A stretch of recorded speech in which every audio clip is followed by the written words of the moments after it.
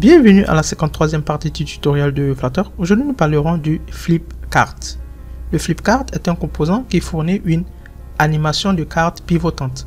Vous pourriez aussi utiliser des images pour les faire pivoter et masquer des informations que vous aimeriez afficher ou afficher des informations en détail d'un produit. On ira au niveau de notre éditeur et on essaiera de créer un flip-cart et vous comprendrez plus ou moins comment ça fonctionne. Donc, on va rester toujours au niveau de la structure de notre code.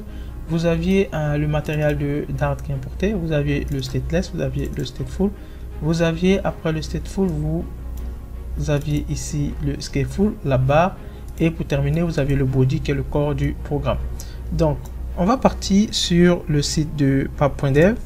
Vous aviez le pap.dev à ce niveau-ci, et vous cherchez le flipcart. Vous aviez le flipcart, vous tapez au niveau de la recherche et vous allez avoir le flipcart. Lorsque vous obtenez le flipcart, je vais vous montrer un peu plus ou moins comment il se présente. Donc, lorsque vous regardez les animations, vous aviez la possibilité de retourner une image, de lire ou bien de masquer une image en fonction de vos désirs. Donc, voici plus ou moins ce qu'on essaiera d'effectuer suite au tutoriel. Donc, comme vous savez comment ça fonctionne, d'abord, vous devrez suivre la procédure. Vous aviez d'abord les dépendances de Flutter que vous allez devoir copier. Donc, vous avez le flipcart et la version. Et après, vous aviez le flutter.dev. Et pour terminer, vous importez le package. Vous savez comment ça fonctionne, on l'a effectué plusieurs fois. Donc, qu'est-ce que je vais faire? Je pars au niveau de mon pap-septiam. Vous avez celui-ci. Et après, vous aviez celui-là que je récupère, le flipcart, et vous aviez la version. Après avoir récupéré la version, vous partez au niveau de la console de Flutter, à ce niveau-ci, et vous tapez Flutter, comme affiché au niveau, flutter.get. Et c'est tout. Vous validez et le processus sera pris en compte.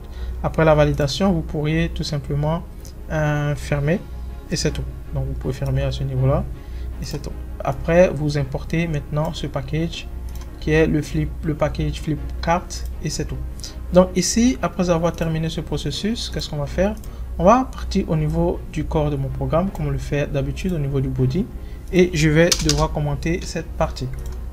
Donc, je commente tout mon centre. Et ici, on va passer à la programmation. Donc, qu'est-ce qu'on va faire? On va créer un stack. Vous savez comment les stacks fonctionnent avec Flutter. Je vais envoyer mon stack à ce niveau-là. Il n'y a pas de problème. Ok, ça c'est bon. Et après le stack, on va essayer de lui ajouter un fit. Donc, vous auriez ici le stack. Et vous aurez les différents attributs que vous pourrez utiliser. Donc, on va utiliser le X-Men. Et à l'intérieur, on aura bien sûr des enfants et les enfants qui contiennent plusieurs. Donc ici, on va lui créer un simple container. Donc je mets ici un container. Et on va, au niveau de notre container, utiliser toute la largeur de notre container. Donc vous aviez le Media Query que nous utilisons d'habitude. Vous savez comment ça fonctionne. Donc je vais rapidement utiliser la taille de toute mon application, la largeur. Et vous auriez aussi la hauteur. Donc au niveau de la hauteur, je vais simplement copier ça. Je vais ajouter la hauteur. Donc ça c'est bon et on aura la hauteur de notre appareil. Je vais essayer de lui ajouter une couleur. Je mettrai une couleur de type transparente. Ok, donc vous aurez une couleur de type transparente et après on va lui ajouter au niveau de notre container un enfant. On va prendre un single child scroll view puisqu'on n'aura pas beaucoup d'informations à récupérer. Donc je prends ici un single child scroll view et à l'intérieur on va lui ajouter différents enfants en question. Donc ici qu'est-ce que je vais faire? Je vais essayer d'ajouter un enfant. L'enfant, je peux prendre soit un conteneur ou bien je peux ajouter une colonne. Donc ici je vais prendre un conteneur. Vous avez le conteneur et comme enfant je vais utiliser une colonne pour ajouter plusieurs enfants au niveau de ma colonne. Vous auriez ça. Donc ici à l'intérieur on va ajouter plusieurs informations à ce niveau-ci. Donc on ira tout simplement au début et on essaiera de créer notre fonction qu'on va devoir appeler au niveau du corps de notre programme. Je vais vous montrer plus ou moins comment est-ce que on pourra écrire notre widget. Donc ici je crée mon widget et je vais appeler par exemple mon widget affichage par exemple. Et le widget, on aura bien sûr à lui demander de retourner un container. Donc on va lui demander de nous retourner seconde. Ok, ça c'est bon. Donc je retourne ici un container. Ok. Le conteneur, je vais lui donner par exemple une hauteur. Donc ici, je vais prendre par exemple du 600. On pourra modifier ça, il n'y a pas de problème. Vous aurez aussi ça c'est une largeur. Maintenant, prendre une hauteur. Je prends par exemple du 500. Et après, on va lui ajouter un padding. Au niveau du padding, vous savez comment ça fonctionne. Vous pourrez utiliser un espace. Donc, on va prendre du Head and Set. Vous aurez ça. On va prendre du 10. Pas de problème, ou bien du 10, du 11. On va voir ce que ça va nous donner. À l'intérieur de notre padding, on aura un enfant. Donc ici, on va appeler maintenant notre fonction qui est le flipcart. Donc vous avez le flipcart, celui-ci, qui est ajouté. Donc vous voyez, automatiquement, il vous donne toutes les différentes fonctions. Vous aurez la partie front et la partie back. Donc vous aurez la partie visible et après vous aurez la partie qui est masquée. Donc ici, qu'est-ce qu'on va faire? On va essayer de développer notre application pour la partie visible. Donc, qu'est-ce qu'on va faire? On va d'abord ajouter, vous aurez différentes directions. Et les directions, vous aurez la fonction qui est flipcart. Je vais vérifier au niveau de la direction en question. Donc, vous aurez flip direction. Ok, vous voyez, vous aviez l'attribut. Donc, vous pouvez avoir une direction de type horizontal, vertical, etc. Donc, on va essayer de prendre la direction horizontale. On pourra après essayer de créer des différentes fonctions. Vous pourrez utiliser différentes sortes. Et derrière, vous verrez comment ça fonctionne. Donc, au niveau du front, qu'est-ce que je vais faire? Je vais prendre un matériel. Donc, vous aurez ici un matériel. Et à l'intérieur, on va écrire toutes nos fonctions que nous désirons. Donc, au niveau du matériel, bien sûr, vous aviez un enfant. On va créer notre enfant qui sera de type container. Donc, vous aurez un container qu'on va récupérer à notre niveau. Ok. Et à l'intérieur du conteneur, on va essayer de créer une petite décoration. Vous aurez une décoration, vous aurez le box decoration que nous créons d'habitude. Ça c'est bon. Après le box decoration, vous aviez la fonction image et au niveau de l'image, vous aviez decoration image. Donc vous aviez ça, on l'effectue depuis longtemps, vous savez comment ça fonctionne. Donc au niveau de l'image, on va utiliser du asset image. Ça c'est bon. Et on va récupérer une image. Ici, je vais mettre par exemple un code. Après, on va essayer de récupérer une image. Et après cette image, on pourra par exemple, pourquoi pas, essayer de lui ajouter au niveau de la décoration image. On va essayer de lui ajouter un fit. Donc, je vais essayer d'ajouter un fit. Vous voyez le box fit à ce niveau-ci. Vous pouvez prendre du cover. Donc, vous aurez, on va déclarer après des images qu'on va devoir afficher à ce niveau-ci. Et vous verrez plus ou moins comment ça fonctionne. Donc, vous avez plus ou moins ça au niveau du front. On va copier ces mêmes informations pour les coller au niveau du back. Donc, je copie ça, je me mets ici et je colle. Et j'aurai aussi une autre image que je vais devoir afficher. Donc, qu'est-ce qu'on va faire? On va essayer de déclarer différentes images. Et derrière, vous verrez comment ça fonctionnera. Donc, je pars au niveau de mon programme ici. Et je vais déclarer différentes images que je vais devoir récupérer. Donc, je prends au niveau du front 1. Vous aurez une image que je vais récupérer. Par exemple, j'aurai l'image.1.jpg. Seconde, je mets ici une point virgule. Je vais vous montrer. Vous aviez ici mes différentes images. Vous savez comment ça fonctionne. Je crée mon répertoire images et vous aviez toutes les différentes images qui se trouvent à ce niveau-là. Et après, vous partez au niveau du PubSet-YAM. Une seconde. Ok, là. Et vous déclarez toutes vos images. Vous aviez toutes mes images qui se trouvent à ce niveau-ci. Donc, vous saviez comment ça fonctionne. On l'a déjà effectué plusieurs fois. Et c'est bon. Donc, ici, je vais devoir copier les différents liens de mes images et les coller au niveau de mon programme. Donc, ici, vous aviez toutes mes images qui ont été déclarées. Vous aviez la première au niveau du front et vous aviez le back. Donc, vous aviez la première image. Vous aviez après la deuxième image du front 2, le back 2, etc. Donc, vous aviez toutes vos images qui sont ici. Donc, on va essayer d'appeler toutes ces images. Ceci étant, qu'est-ce qu'on fera? On essaiera ici de les appeler à ce niveau-ci pour qu'elles puissent s'afficher ici et ici. Oui, les afficher à ce niveau-là, au niveau front et au niveau back. Donc, on va tout simplement déclarer différentes fonctions. Donc, je me mets ici, je fais du string et ça fera mon front. Donc, le premier front et on va créer encore un deuxième qui sera de type string et ça sera le back.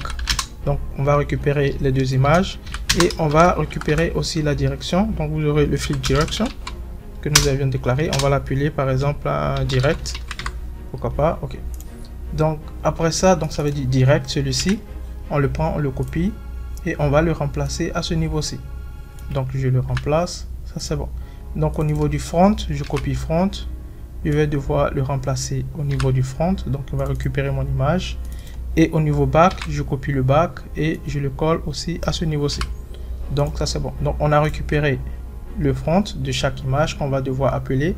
Après on va devoir appeler le back et on va rappeler après la direction pour voir si ça doit être une direction de manière verticale ou horizontale. On va aussi essayer de récupérer les différentes hauteurs et largeurs qui sont de type double. Donc vous aurez ici double, vous aurez la hauteur et vous aurez encore la largeur. Donc ici c'est bon. Donc au niveau de la hauteur, donc ici vous aurez par exemple du H et au niveau de la largeur vous auriez du W. Donc vous voyez, on a récupéré différentes informations. Qu'est-ce qu'on va faire? On va copier ça et on va l'appeler au niveau du corps de notre programme. Donc je me mets ici, je pars au niveau du corps de mon programme. À ce niveau-ci, vous aviez le stack et à l'intérieur vous aviez ça. Donc ici vous auriez d'abord le string. Donc ici on va appeler nos images back et ici, donc ici la première en question c'est le front 1. Vous aviez le front 1 que nous avions déclaré à ce niveau-ci. Je monte. Donc vous aviez ici le front 1 qui est de type string. Celui-ci vous aurez le front 1, le back 1. Donc je descends. Ici ça sera le back 2. Ça c'est bon. Et au niveau de la direction, on va prendre par exemple du vertical. Ça c'est bon. Au niveau de la hauteur, vous pouvez prendre différentes hauteurs en fonction des images que vous aurez. Moi à mon niveau, je vais prendre par exemple du 600. Je récupère du 600. Et au niveau, ça c'est la hauteur. Au niveau de la largeur, je vais prendre par exemple du 700. On verra ce que ça nous donnera. Ok. Donc on va copier notre fonction. Je copie ça, je me mets ici, je colle plusieurs fois et je vais appeler mes différentes fonctions. Donc ici vous auriez par exemple le front 2, vous auriez le back 2, ici ça devrait être normalement le back 1. Donc ça c'est bon. Et après vous aurez le front 3 et le back 3. Après vous aurez le 4 et le back 4 et enfin vous aurez le front 5 et le back 5. Donc vous aviez derrière. Maintenant on va essayer de changer pour voir différentes directions. Donc ici on va le prendre de manière horizontale. Ça c'est bon. Ici on va garder horizontal. Ici on va prendre horizontal pour avoir différentes informations. La taille ici je peux, ok, je vais mettre ici du 500. Celui-ci je vais le mettre par exemple en 500. Ici aussi je mets du 500. Je vais prendre aussi 500 comme largeur, 500 comme je pourrais prendre du 400, pourquoi pas. Je vais prendre ici du 600. Ici je peux prendre aussi du 600. Et enfin je peux prendre par exemple du 700 et ici je prendrai du 500. Donc vous aviez ça pour commencer. Je vais vérifier si tout est bon. Ok, donc ici vous aviez ça et ça. Donc qu'est-ce qu'on va faire? On va valider le code et vous verrez plus ou moins ce qu'on obtiendra par la suite. Donc voici le résultat que nous obtenons suite à ça. Vous aviez ma première image. Donc si je clique sur la première, vous voyez, vous aviez la possibilité de lire la notice derrière et les différentes instructions sur votre image. C'est-à-dire que ça peut être une application de ce type afin de pouvoir afficher les informations par exemple d'un médicament ou bien d'une vitamine. Et c'est bon, vous voyez ça, c'est la première image. Si je pars sur la deuxième, je descends, vous aviez la deuxième ici. Si je clique dessus, vous voyez, vous aviez tout simplement la possibilité de effectuer un masque et récupérer l'information sur notre image. Et c'est très intéressant, vous pouvez jouer avec ça dans vos applications pour pouvoir permettre aux utilisateurs de lire peut-être un menu ou bien pourquoi pas une vitamine, quelque chose d'intéressant. Donc vous aviez ça avec tous les détails derrière. Donc si je prends encore celui-ci, vous aviez aussi ça avec les différentes informations que vous pouvez récupérer. Et enfin le dernier, vous aviez celui-ci. Si je clique ici, vous voyez, vous pouvez récupérer et lire toutes les différentes informations qui sont derrière. Donc voici plus ou moins comment fonctionnent les flipcarts avec Flutter. Vous pouvez essayer et me faire un retour si vous avez des questions. Et derrière, on essaiera d'évoluer bien sûr. Donc merci encore du suivi et à bientôt pour la suite du tutoriel.